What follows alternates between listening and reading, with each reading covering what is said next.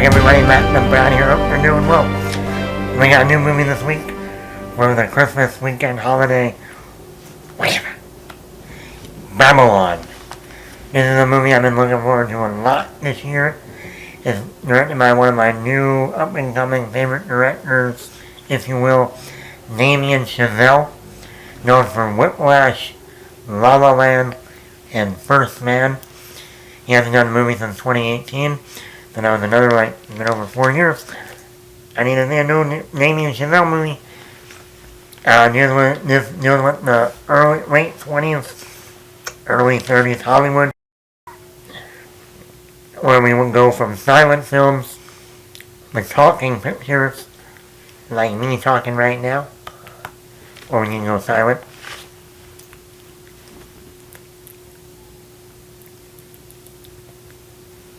Then the talking, hi, how are ya? So in the late 20s, early 30s, change in Hollywood, which I thought was very interesting, because Damien Chazelle, did La La Land, and that was kind of like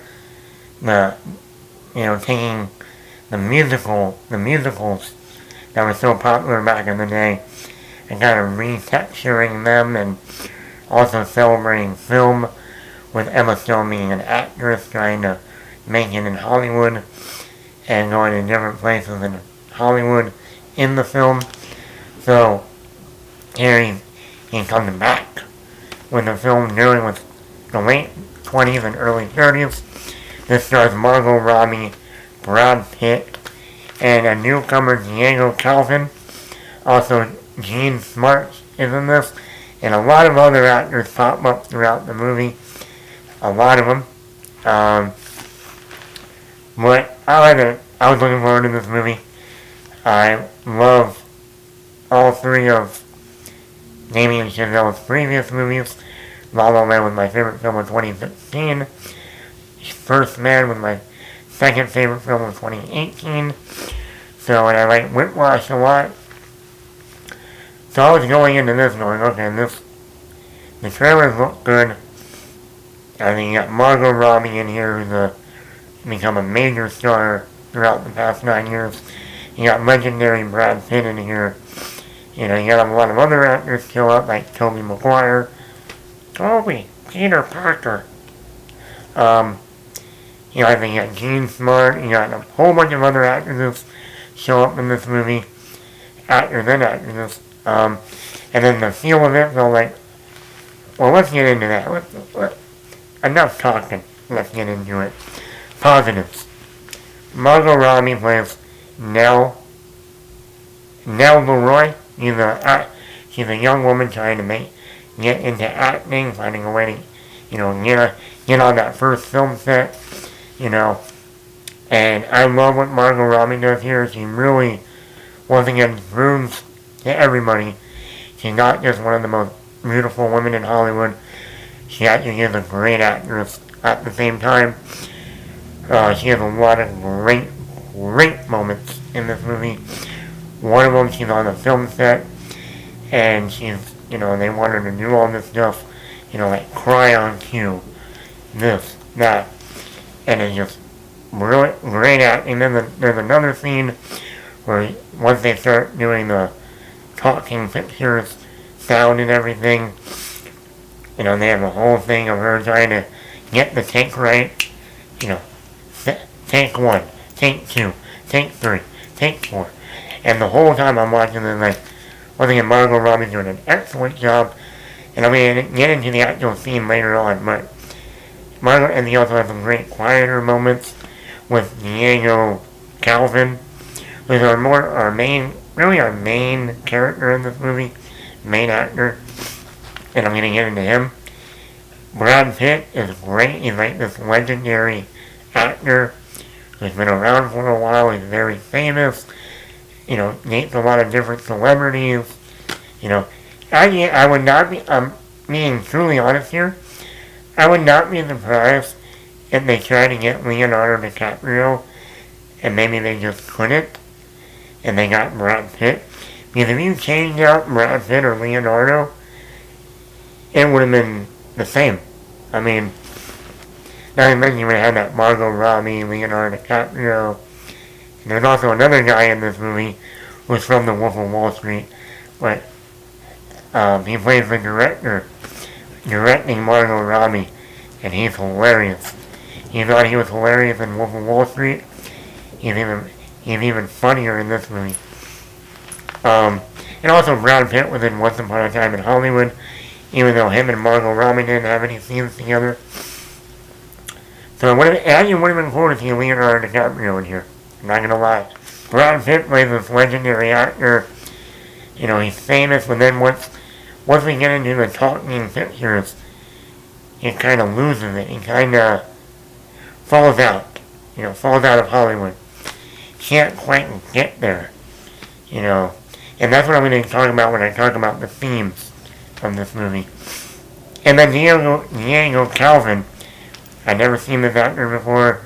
You know, I guess he's Hispanic, trying to make it in Hollywood, but more on the production side of things rather than the acting side like Margot Robbie. And I liked his arc throughout the movie. How he had to really work to, you know, make it through Hollywood. And I love that. This movie is The Wolf of Wall Street meets The Great Gatsby. And what I mean by that, in the first 20 minutes, there's this giant orgy scene. Yes. Think The Wolf of Wall Street meets The Great Gatsby, but times 100. Hard R NC-17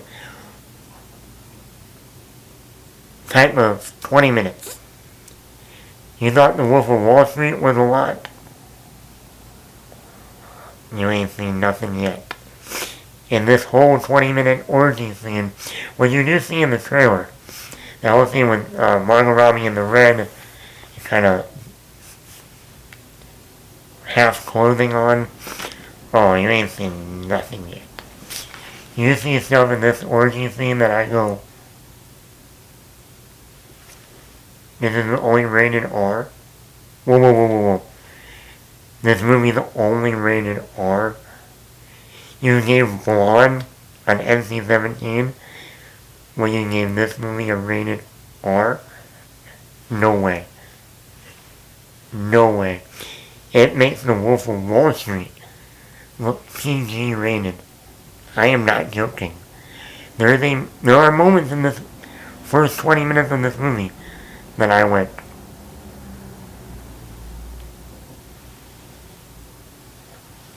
you got away with that.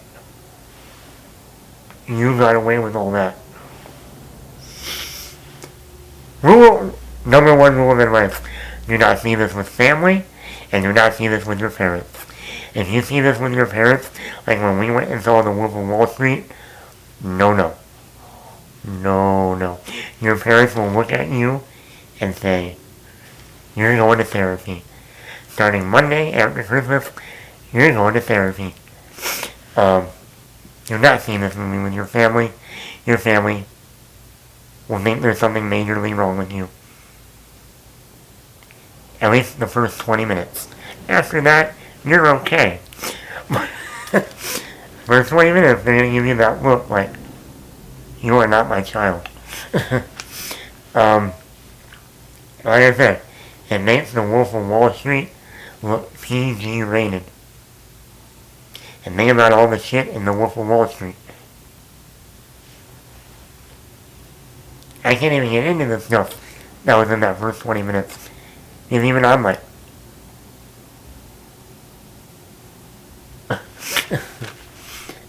but this movie has a lot of great scenes.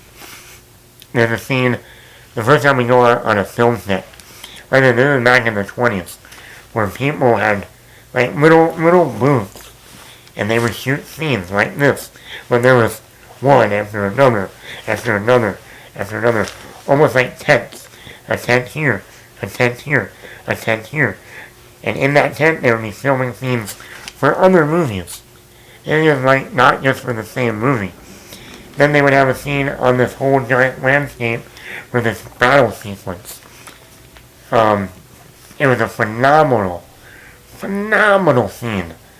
like a brilliant, in terms of making films and what it took to make films back in the 20s, even silent films. Oh my god, you people do not understand. When I say it's hard to make a movie, you do not understand what I mean by that. But when you watch this and you see what they had to go through in the 20s, people, back in the 20s, people died on film sets. And I'm not talking about what happened with Alec Baldwin last year. I'm talking about people actually died on film sets. Like when they would do battle sequences in movies, like Braveheart, if you think of that. When they had their little fights and their little stabbings, when a person got stabbed, they got stabbed. They died. There was no coming back to that. And there was other stuff that happened on film sets. So that was one of the best moments in the movie. Great moment. Especially for Margot Robbie's character.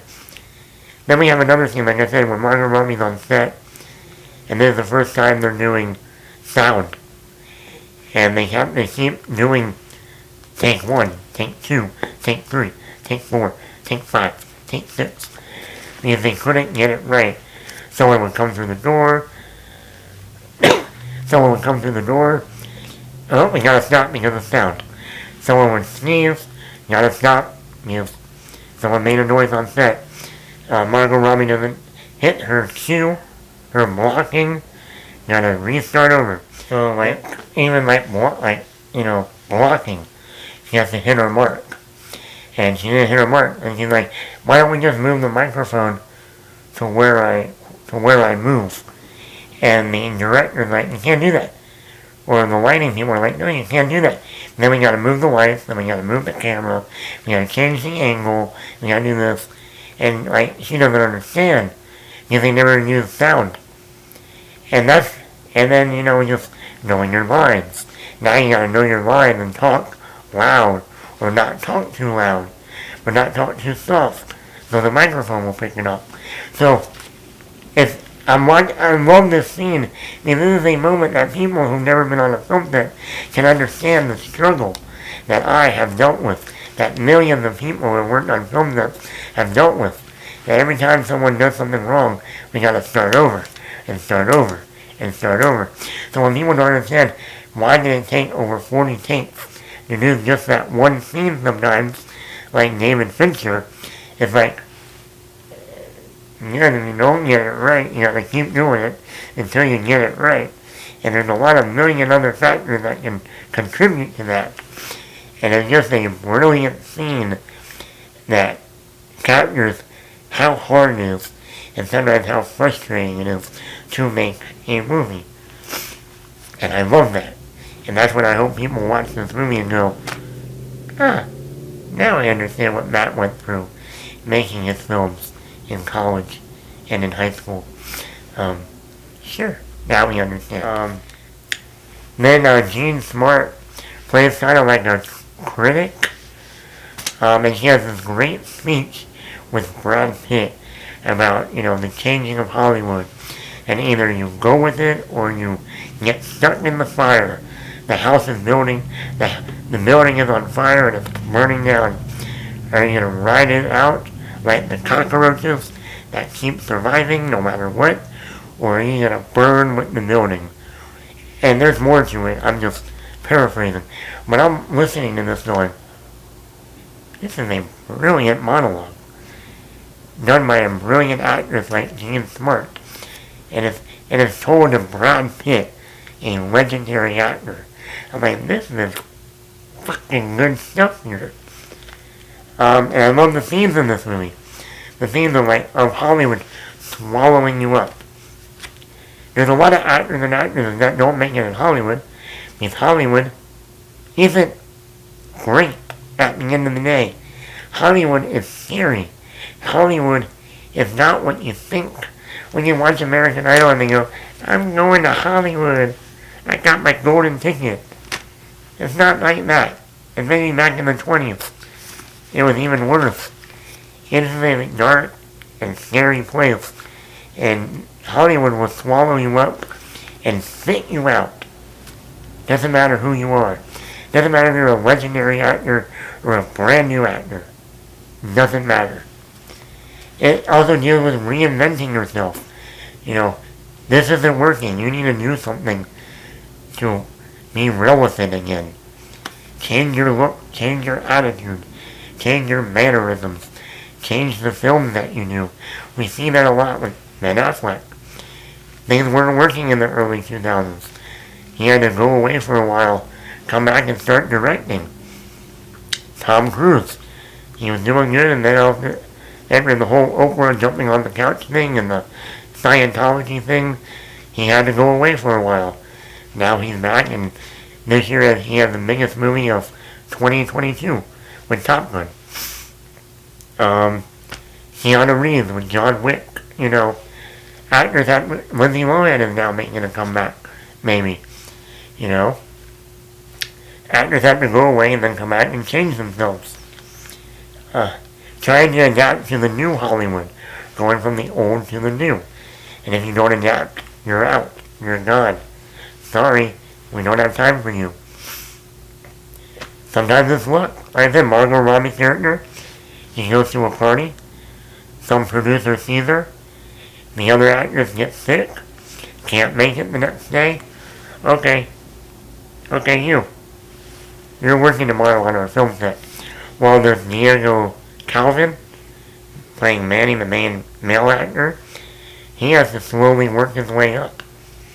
He has to start shuffling shit from elephants to then becoming a major something in Hollywood. So it's about luck. Sometimes you get the luck, sometimes you gotta work your way up. Then you got, like I said, the ever-evolving industry. The industry evolves all the time. The technology evolves all the time. If you're not in it, you're out. If you don't get it, you don't understand it, you're out. Goodbye. Capiche. Adios. Hasta la vista. And then also, you can't be yourself. You gotta be someone else in Hollywood. If you're not, adios. You either be someone else or you're gone. That's how it works. So I do love the themes of this movie. The score by Justin Hurwitz, who did La La Land, First Man. Great score. This movie has a lot of humor. I think it has that R-rated humor, like The Wolf of Wall Street, and I loved it. There's a lot of bonkers moments in this movie, which I loved. Cinematography, great.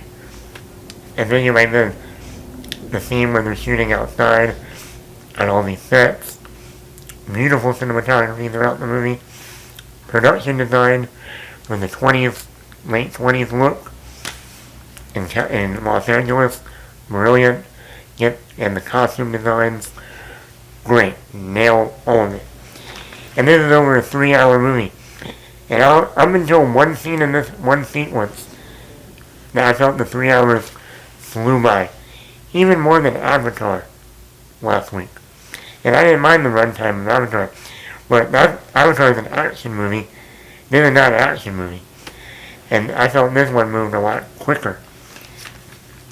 Getting into my negatives, we know that Tobey Maguire is in this movie.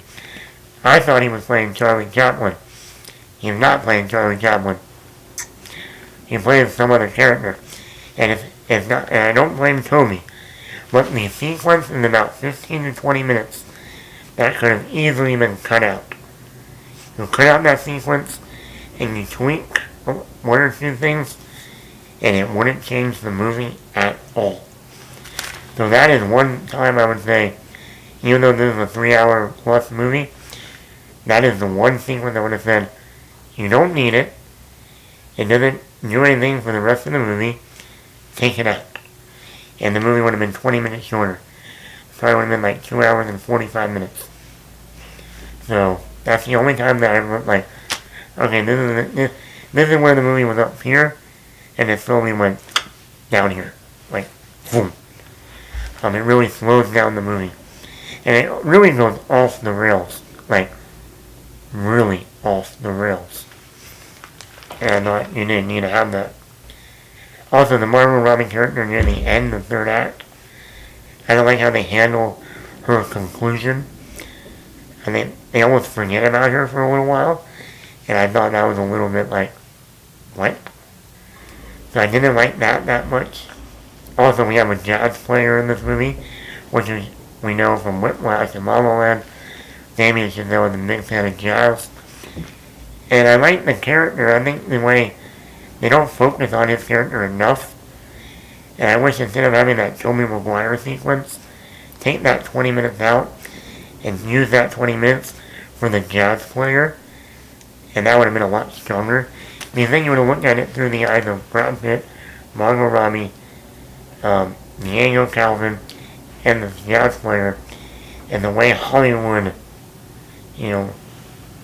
really can change people and really, letting it swallow you up and spit you back out. So I wish they spent more time with the jazz player. Overall, this is not my favorite Damien Chazelle movie. There is a lot of great stuff in this movie, but I was still, there is a lot of, that whole, like, the 20 minutes with Tobey Maguire seems very unfocused. I was going to give this like a 4 out of 5. I think if you take out that Tobey Maguire, it would have been a lot higher. But I still think this is his weakest film, Damien Chazelle, compared to Whiplash, La La Land, and First Man. I still think it's a pretty exciting, interesting, brilliant scenes throughout, brilliant acting, but there were still things that really went off the rails, characters I think needed more development, characters that I thought were just left behind at the end for no reason, didn't get a real good resolution. So overall I give it a 4 out of 5. I would still recommend it. Go see Babylon. The first 20 minutes are wild. But it's so ambitious for Damien Chazelle, and so a little bit out of his, like, swinging for the fences.